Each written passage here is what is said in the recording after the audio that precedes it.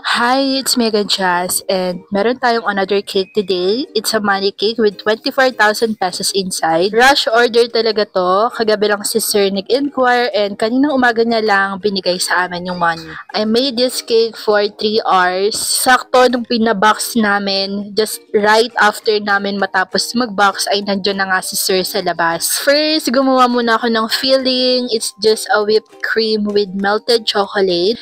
And hinahalo ko lang silang dalawa. Ito yung gagawin kong filling and pandikit ng cake. And magsa-start na tayo sa cake. Naglagay na muna ako ng 12 inches na drum. Kapag matataas yung cake ko, ang ginagamit kong board ay drum board para ma-hold niya yung bigat ng cake. And ito ulit, yung cake ko, 6 inch ang taas and 7 inch ang lapad. 7 by 3 ang ginamit ko dito. Bali, dalawang cake pan na 7 by 3. Ginawa ko lang 2 layer, kaya 4 layers yan lahat. As you can see, pinipit-pit ko yung cake kada lagay ko. Kasi pangit tingnan kapag nag-bulging. Lalo na kapag okay na, tapos ka na, tapos biglang may lumulusot na icing. Pangit siya tingnan. And dahil nga money cake to, nakagawa na ako dito ng money box. Sinukat ko lang sa cake. Nilagyan ko ng outline para yun yung ika-cut ko. Merong nabibiling money box sa Shopee pero hindi ko pa na-try gamitin kahit minsan. Feeling ko kasi kapag ako yung gumagawa, natatansya ko siya sa sukat ng cake ko. And eto na nga, bubutasan na natin dahil dyan natin ilalagay yung box ng money. Kapag ganito talagang money cake, nasasayangan talaga ako sa tinatanggal ko. Before, nilalagay ko sa cup, tapos binibigay ko kay client. And then, lagi sila nagtataka kung bakit may binibigay pa akong extra. Kaya, in-stop ko na rin. And andito na nga yung money. Naglagay na muna ako ng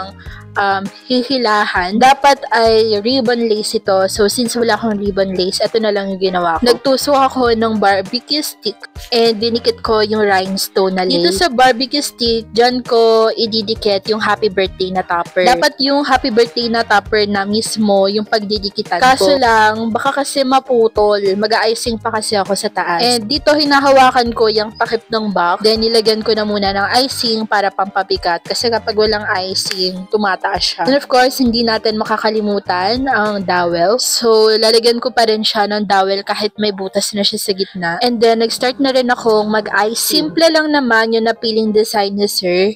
Combination lang ng royal blue at navy blue and gold. Kapag money cake talaga, nahihirapan ako mag-icing lalo na dito sa bandang taas kasi merong distraction. Kaya medyo matagal ko rin natapos itong money cake na to. Buti na nga lang at walang kasabay. So, after kong pakinisin dyan, yan, lalagyan ulit natin yung mga parts na wala masyadong icing para magpantay sila. And then, kinat ko na lang to. Ang haba ng video na to, kinat ko na siya hanggang sa makinis na. After kasing pakinisin, maglalagay na tayo ng details sa body ng cake. Ayan, nilagyan ko lang siya ng Chef Master na navy blue, konting black, and konting liquid na blue. And then, yung gold naman dyan, premium quality na luster dust, tapos oil, and then pinahid ko lang dyan sa icing. Inisip ko kasi kung yung icing ay lalagyan ko ng luster dust, tapos ipapahid ko, parang mag-fail. Kasi baka magbago yung color at hindi na siya matingkad. So, konting details lang dyan sa gilid ng cake, konting gold, and then